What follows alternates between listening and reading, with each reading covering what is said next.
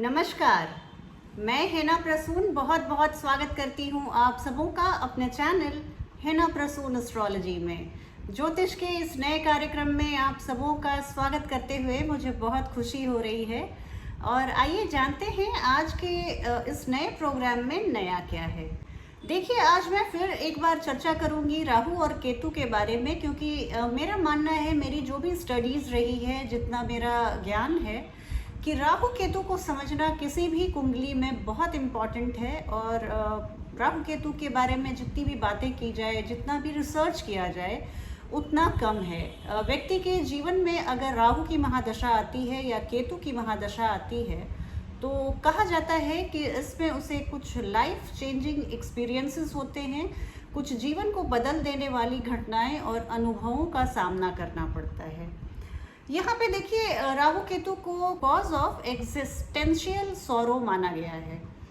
कहने का तात्पर्य ये कि हम जब इस मानव शरीर को धारण करते हैं, जब मृत्यु लोक पर जन्म लेते हैं, तो ये अपने आप में एक दुखद घटना होती है। और शायद हमारे ये जितने भी हम अभी अपने को बेहतरी की राह पर ले जा रहे हैं, हम जितने भी अभी शुद्धता और पवित्रता चाहिए हमारे मन मस्तिष्क और आत्मा में, उतनी अभी नहीं आ पाई है। अभी हम एवोल्यूशन के लोअर स्टेज में हैं और हम प्रयास कर रहे हैं कि हम अपने में उतनी परिपक्वता, उतनी शुद्धता, उतनी प्योरिटी लाकर हम अपने को बिल्कुल मोक्ष प्राप्त करके परमात्मा में खुद को लीन कर दें। और जब तक थोड़ी भी अशुद्धि रहेगी, थोड़ी भी इम्प्योरिटी रहेगी, परमात्मा में हम विलीन नहीं हो सकते।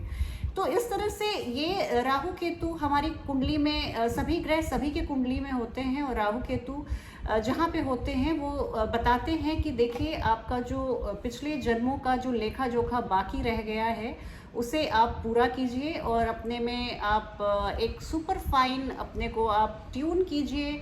एक आप अपनी इंटरनल प्रोग्रामिंग में एक बेहतर ट्यूनिंग लाइए, और परमात्मा से लीन होने के रास्ते में आप ये जो पड़ाव है आपका, ये वाला जन्म, वो एक महत्वपूर्ण मील का पत्थर साबित हो। यही मंशा रहती है राहु और केतु की। काम करने का तरीका इन लोगों का भले अलग हो, लेकिन देखिए, कहा जाता है कि राहु केतु हमारे जीवन में एक ये फील कराते हैं कि एक बंधन, आप एक रिस्ट्रिक्शन में हैं। जिन भावों में रहते हैं उन भावों से संबंधित आपको एक बंधन की स्थिति का अनुभव कराते हैं। आपको देखिए, ऐसा नहीं है, राहु केतु में आप कह सकते हैं कि मैंने 4-4 गाड़ियाँ खरीदी, 5-5 बंगले बनवाए, और मेरी शादी हुई राहु के महादशा में, या मेरे बच्चे हुए केतु के महादशा में। इस तरह की तमाम तरह की बातें आप कह सकते हैं, लेकिन देखिए, ये बात अल्टीमेटली वहीं पे परकोलेट डाउन होती है कि ये जीवन जो है हमारा एक जेल के जैसा है। अब हो सकता है कि आपके कर्म बाकियों से थोड़े अच्छे रहे हों, कि आपको एक 5 स्टार सुविधा दी गई है जेल में, जहाँ पर आपके बहुत सारे गाड़ियाँ हैं, बहुत सारे नौकर चाकर हैं, और बहुत सारे बंगले हैं। सुख सुविधाओं का होना हमें इस बात से बिल्कुल बरी नहीं करता, या इस बात से बिल्कुल राहत नहीं देता कि हम इस जीवन में आना ही, क्रिएशन में इस प्लैनेट पे जन्म लेना ही एक बंधन की स्थिति पैदा करता है। हम यहाँ पर जन्म के बाद कई तरह की घटनाओं, स्थितियों, रिश्तों में बंध के रह जाते हैं। और यही कहने का तात्पर्य है कि जो राहु केतु को एग्जिस्टेंशियल सॉरो का प्रतीक माना गया है। आपने कई बार सुना होगा कि राहु केतु का कनेक्शन हमारे पास्ट लाइफ से होता है, हमारे पूर्व जन्म से होता है, या पूर्व में लिए गए कई जन्मों का सार होता है। यहाँ पर देखिए, एक बार मैंने पहले भी अपने वीडियो में बताया कि दोनों 180 डिग्री अपार्ट रहते हैं। एक होराइजन के नीचे रहता है और एक ग्रह होराइजन के ऊपर रहता है। दोनों में बिल्कुल समान दूरी रहती है, समसप्तक रहते हैं ये एक दूसरे के। और जो प्लैनेट आपकी कुंडली में होराइजन के नीचे है, वो आपका सबकॉन्शियस माइंड बताता है, आपकी दमित इच्छाएं, आपकी दमित आकांक्षाओं की ओर इशारा करता है। और जो होराइजन के ऊपर रहता है, या तो राहु अगर होराइजन के ऊपर है तो वो बताता है कि आपकी कुंडली में ये जो इतनी सारी जो उस भाव से संबंधित क्रियाकलाप है उसमें आपकी बहुत सारी पॉसिबिलिटीज़ हैं। आप वहाँ पर अपने आप को बहुत सारा काम कर सकते हैं। अलर्ट माइंड से आप आगे की ओर बढ़ सकते हैं और यहाँ पर आपकी सफलता सुनिश्चित है। ये भी कहा जाता है कि राहु केतु ल्यूमिनरीज हमारी कुंडली में कहा जाता है कि सूर्य और चंद्रमा 35 से 40% का भार उठाते हैं और वो बहुत इम्पॉर्टेंट दो प्लैनेट्स होते हैं। लेकिन राहु केतु देखिए सूर्य और चंद्रमा पर भी साल के कुछ खास दिन ग्रहण लगाने की क्षमता रखते हैं और इतने बड़े ल्यूमिनरीज को भी वो अंधकार से ढकने की क्षमता रखते हैं। तो इनके आप महत्ता, इनके सिग्निफिकेंस को आप अनदेखा नहीं कर सकते। ये हमने जितनी भी बात अपने मटेरियल पोजीशन की, अपने भौतिक सुख सुविधाओं की और शादी ब्याह, बाल बच्चे, प्रेम संबंध, इन सबों की ये सब देखिए हमारे जीवन में आगे बढ़ने के लिए बहुत महत्वपूर्ण एक इम्पेटस देते हैं, एक उत्साह का संचार करते हैं। एक हमें लगता है कि हमने एक माइलस्टोन पूरी की, लेकिन इसकी आपकी जो सबकॉन्शियस माइंड है और चेतन मन है, उनका आपके सभी तमाम तरह के भौतिक उपलब्धियों से कोई लेना देना नहीं है। राहु केतु के महादशा में या अंतरदशा में प्रेडिक्शन करना आसान नहीं होता, क्योंकि ये अगर हम मटेरियल पोजीशन और आपके जॉब लगना, जॉब छूटना, जॉब में पदोन्नति, बच्चे होना, शादी होनी, आपको खोया हुआ प्यार वापस मिल जाना, ऐसी बातों के लिए राहु केतु को आप अगर इस्तेमाल करते हैं तो आप बिल्कुल बचपना आप में अभी भी जीवित है और आप ज्योतिष को बहुत एक ऊपरी सतही तौर पर ले रहे हैं। इनका असल जो हम फलित कर सकते हैं वो सिर्फ सुदर्शन चार्ट को देखकर ही किया जा सकता है और ये आपके लाइफ को पूरी तरह से आपके अनुभव को कन्वर्ट करने की क्षमता रखते हैं। राहु केतु बहुत ही पावरफुल ग्रह होते हैं और इनकी जब दशा महादशा अंतरदशा आती है तो आप उस समय आप पाएंगे कि आपके जीवन में बहुत बड़ी बदलाव आई और आप बहुत अपने को या तो आप दुख से या सुख से, ये तो डिपेंड करता है आपके पास्ट कर्मा। इसमें हम अगर हमने अच्छे कर्म किए हैं तो हमें एंजॉय करना ही है और बुरे कर्म किए हैं तो एंड्योर करना ही है। रेमेडीज़ एक बहुत हद तक हमें राहत प्रदान करते हैं, लेकिन आखिर जो हमने किया है और जो फिज़िक्स का भी लॉ है कॉज एंड इफ़ेक्ट का, हम उसको डिफाई नहीं कर सकते, उसको ट्रांसेंड नहीं कर सकते, उसको बाईपास नहीं कर सकते। राहु जहाँ कहीं भी होते हैं आपके जिस भाव में भी, वहाँ पर आपको वो हठ धर्मिता देते हैं कि आप बहुत नॉर्म को मान के चलने वाले आप नहीं रह जाते हैं। आप नियम के विरुद्ध जाकर भी आप अपने मन की कुछ मुराद को पूरी कर सकते हैं। अपने आपको कुछ जैसे नियम में बांध कर नहीं रखा जा सकता। जिस घर में आपके राहु हैं आप देखेंगे कि आपने वहाँ पर अपने नियमों को सरपास करके आपने बहुत कुछ अचीव किया। वहाँ पे आपको वो प्रेरित करते हैं कि आप इसके आगे जाइए। बहुत ज़्यादा फोबिया, डर या शर्म, झिझक, इनके शिकार मत होइए। डर के आगे जीत है, इस तरह की प्रेरणा आपको राहु दे सकते हैं। आपको उस भाव से संबंधित इमोशन से डी लिंक करते हैं। आपको कुछ उस भाव से संबंधित आपकी जो आपको लगता है कि आप देखिएगा जहाँ कहीं भी राहु हैं, आप देखेंगे कि आपके जीवन का एक बहुत बड़ा हिस्सा, अगर आप चुप भी हैं तो आपके मन में उस तरह की उस भाव से संबंधित बातें चलती रहती हैं और वो भाव आपके जीवन के लिए बहुत इम्पॉर्टेंट है। इसके विपरीत जहाँ कहीं भी जहाँ कहीं भी केतु होते हैं, वहाँ पर एक तड़प देते हैं, एक मीठी सी एक चुभन देते हैं आपको। एक उस बात को लेकर आप में एक चीज़ हमेशा आपके बैक ऑफ द माइंड में चलता रहता है। आपको लगता है कि उस भाव से संबंधित कोई बात मुझसे ना करे, कोई वो एक दुखती रग रहती है आपकी और आप चाहते हैं कि कोई भी आपकी दुखती रग को, रॉ नर्व को ना छेड़े।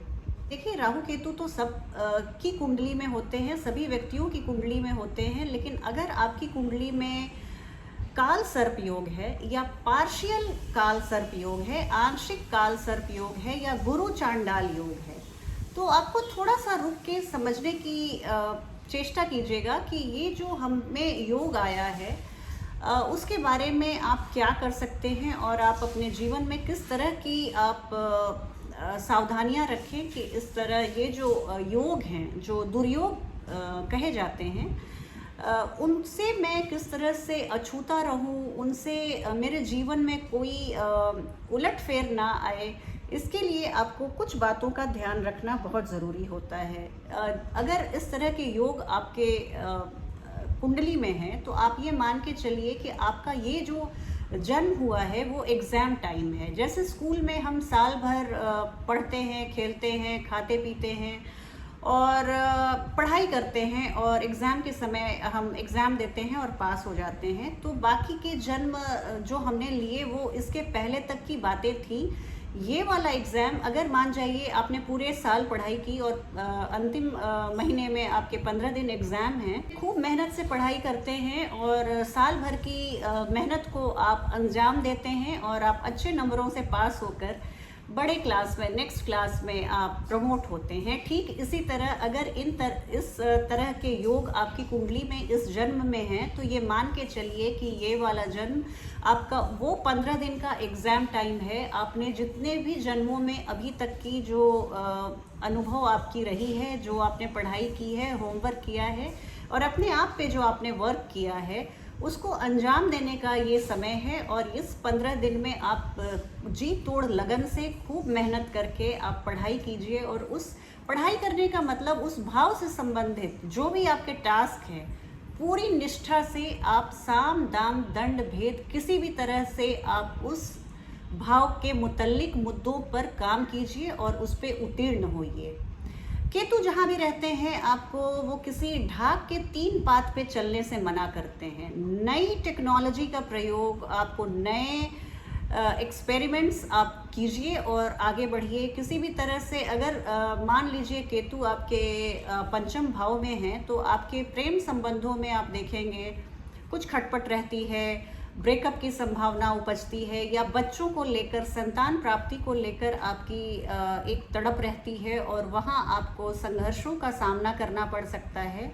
तो इसमें आप पारंपरिक मेथड पे ना जाके आप गर्भाधान के कृत्रिम उपाय को कीजिए। गर्भाधान के प्राकृतिक तरीके से अगर गर्भधारण में मुश्किल हो रही है तो आप गर्भाधान के तमाम तरह के मेडिकल फील्ड में जो कृत्रिम तरीके हैं, IVF मेथड है, टेस्ट ट्यूब बेबीज़ हैं, आप इस तरह के आप प्रयोग कीजिए और आपको सफलता ज़रूर मिलेगी। केतु बस यही चाहते हैं कि आप उस भाव से संबंधित अपनी उत्कटता दिखाइए।